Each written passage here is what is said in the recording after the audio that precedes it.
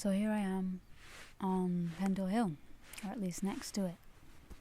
And I've grown up around this area, and Pendle Hill's always been one of those mysterious places to me.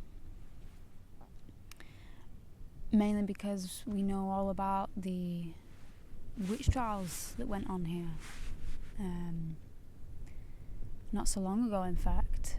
And during that time, there was so-called witches that used to come, and they used to practice all sorts of things on this hill. But who knows what they practiced?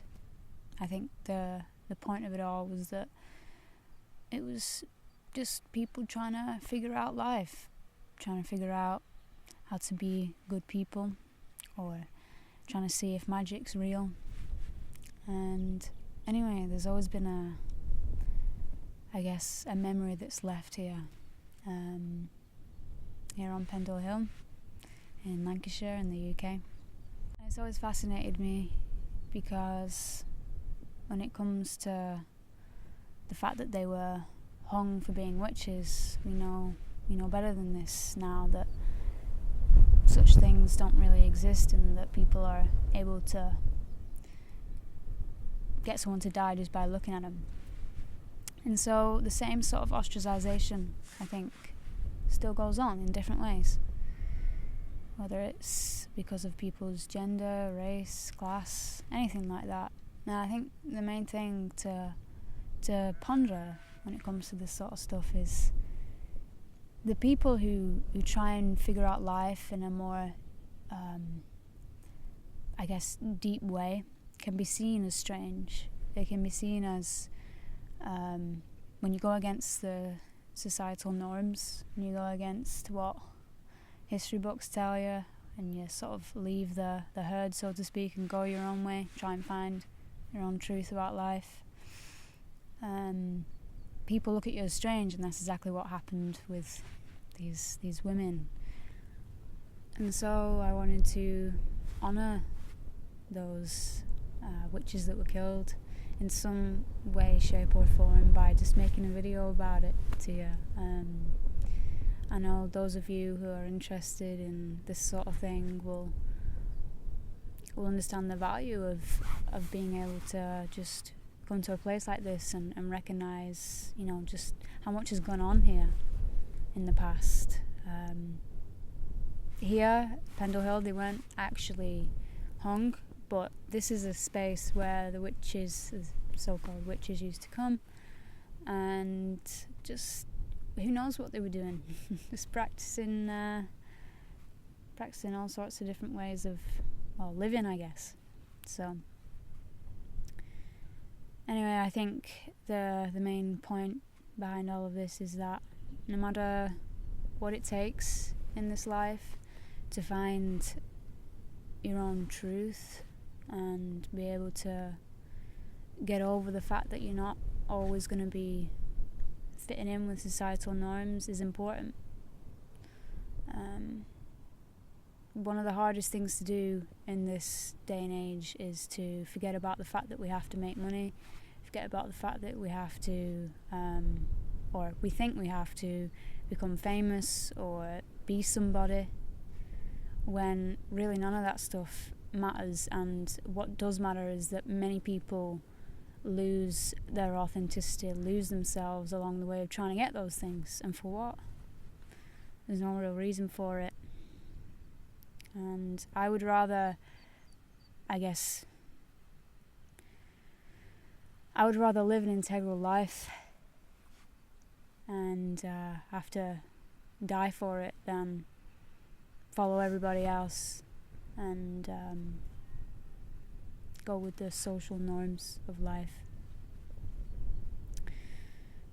And I think that's what those witches died for, those women. They weren't really witches, they were just normal women. As far as I'm concerned, I don't really know. But that's what I can imagine. Like I say, the same thing goes on in this day and age amongst the spiritual community. So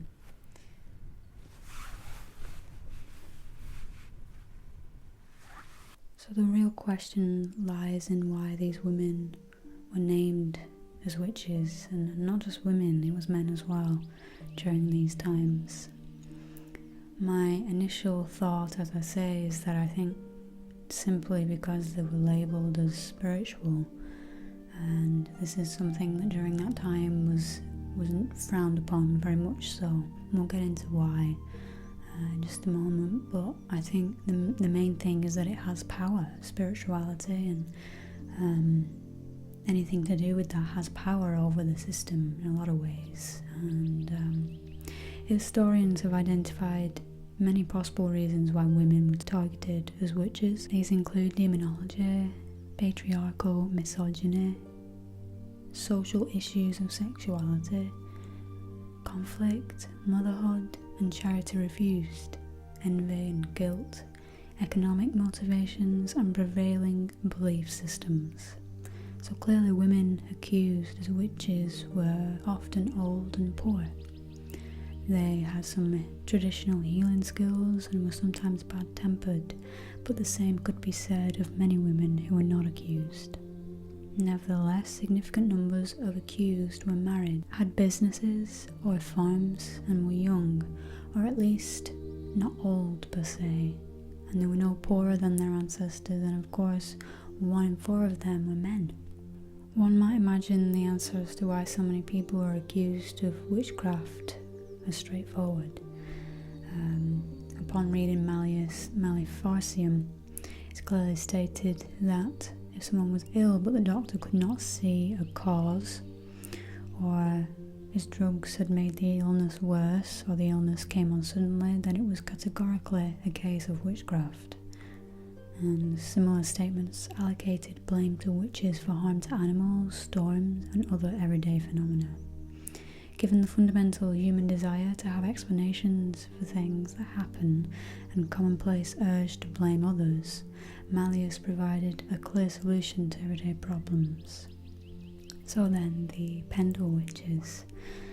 The trials of the Pendle witches in 1612 are among the most famous witch trials in English history, and some of the best recorded of the 17th century. The 12 accused live in the area surrounding Pendle Hill in Lancashire, and were charged with the murders of 10 people by the use of witchcraft. Of the 11 who went to trial, 9 women and 2 men, 2 were found guilty and executed by hanging. 1 was found not guilty. It has been estimated that all the English witch trials began between the early 15th and early 18th centuries, resulted in fewer than 500 executions. This series of trials accounts for more than 2% of that total. 6 of the Pendle witches came from 2 families, each at the time headed by a woman in her 80s. The outbreaks of witchcraft in and around Pendle may demonstrate the extent to which people could make a living by posing as witches.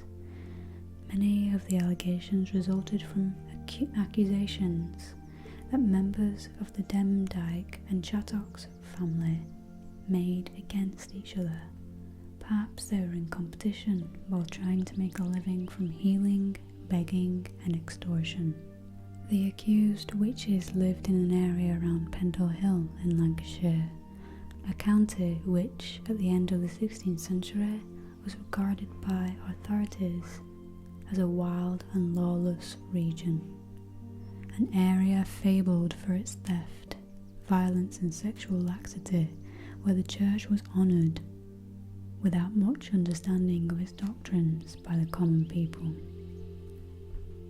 So, the aftermath of all of these witch trials is pretty famous, and a lot went into trying to salvage what had been done, so to speak, because it became very apparent later on that these women were hanged for no reason at all. Many things that have been done to honour these people during these times. The area itself around Pendle Hill is prevalent with lots of witch artifacts and knowledge and history. it makes for a great tourist attraction in that sense. There's also a bus that I frequent, which is called the Witch Way, and it has pictures of witches on there, and each of them is called by a different name. Each of the bus is called by a different name of one of the witches that died. And one of the more bigger celebrations that goes on at Pendle Hill is that of the celebration on Halloween. Lots of people go up there and camp on Pendle Hill during Halloween and dress up as witches. I've even heard of a huge march that happened on behalf of the witches, and I think there was something of around 500 or more people that dressed up as witches and went to the top. I don't remember how many, but certainly a lot of people dressed up as witches and marched to the top of Pendle, and basically just made it known that, you know, they stand for this sort of non-segregation of people, especially when it comes to witchcraft, because for a lot of people it hits them in a sore spot in that they very well could have also been tried as witches for the simple things that these women were tried for. I mean, as I mentioned, practicing healing during these days, practicing spirituality, could very well have led to this same sort of thing happening. So it's testament of the time, and of course it's quite disturbing that these things happened, but as we know, through the order of the church and through the Queen at the time, these people were seen as just basically dangerous, and the law was passed for such things. Yeah, visiting this place and understanding some of the history that went on behind it all is pretty fascinating. To me, the biggest thing about living in this society now that we can do, two things. One of the best things is getting back to nature, and that's what I believe these women were doing. They were climbing a hill, you know, and practicing spirituality. Like I said, I have no real idea what these people of the time were practicing, and the only thing I can say is that I stand for only practicing good things for the earth and for your person. I think as a society we're rising up towards this freedom, this non-congregating sort of society, and I think it's very important that we learn to balance both the left and the right ideas of politics, of spirituality, of everything, and we make room for everybody in this society these days. I think it's all about coming together as a community and finding truth, basing our life on principles that are in line with Mother Earth. So that's my take on moving forwards from these types of, well, terrible things that have happened through history, and finding a way to be authentic and integral to ourselves at the same time. So I hope you enjoyed this video. Peace, love and light to you all. Hey guys, thanks so much for watching. The reason that I do incorporate ASMR into my videos is so that we can relax the mind, body and spirit more, to understand some of the deeper principles and aspects of life. So I hope you enjoyed, and if you did, please like, comment, share this video, and if you want to see more from me, then check out the next video. Also, don't forget to check out my Patreon page, where I give you anything from postcards to personalised